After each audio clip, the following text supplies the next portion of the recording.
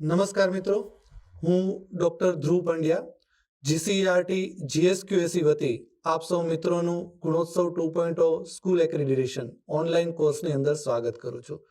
મિત્રો, આપણે સૌ જાણીએ છીએ કે સંસાધનો જે છે એ દરેક શાળા માટે વાલીઓ તેમજ વિદ્યાર્થીઓ માટે આકર્ષણનું કેન્દ્ર બની રહે છે.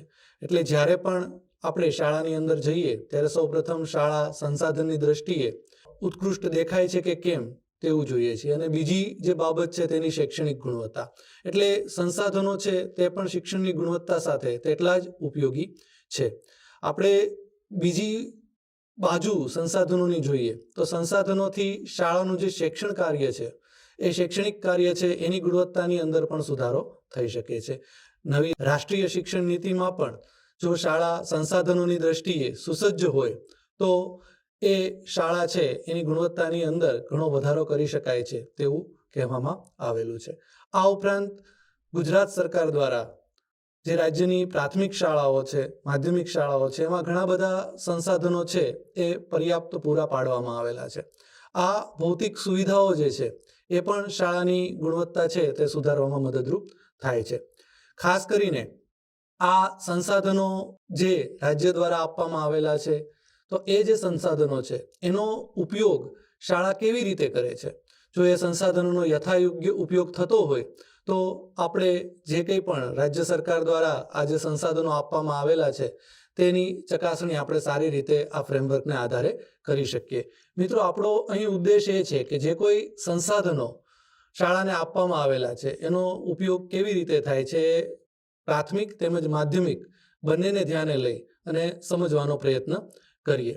તો મિત્રો, આપ સ્ક્રીન ઉપર જોઈ શકો છો તેમ અહીં પ્રાથમિક શાળાની અંદર જે આપણે માપદંડો અને પેટાક્ષેત્રો આધારે મૂલ્યાંકન કરીએ છીએ તે દેખાડવામાં આવેલું છે, અને માધ્યમિક અને ઉચ્ચતર માધ્યમિક શાળાના જે પેટાક્ષેત્રો છે અને માપદંડો છે તેના આધારે આપણે આ સમગ્ર ફ્રેમવર્કમાં કેવી રીતે આપણે સંસાધનો અને તેના ઉપયોગને મૂલ્યાંકિત કરીએ છીએ તે દર્શાવવામાં આવેલું છે.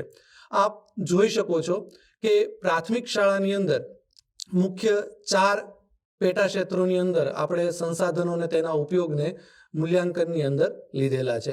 એમાં પહેલું છે શાળા પુસ્તકાલય, જેના 20 ગુણ છે અને 2 માપદંડ છે. ટેકનોલોજીનો ઉપયોગ, એના પણ 20 ગુણ છે અને 2 માપદંડ છે.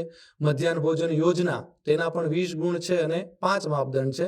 પાણી, શૌચાલય અને સ્વચ્છતા, એના 20 ગુણ છે અને 4 માપદંડ છે.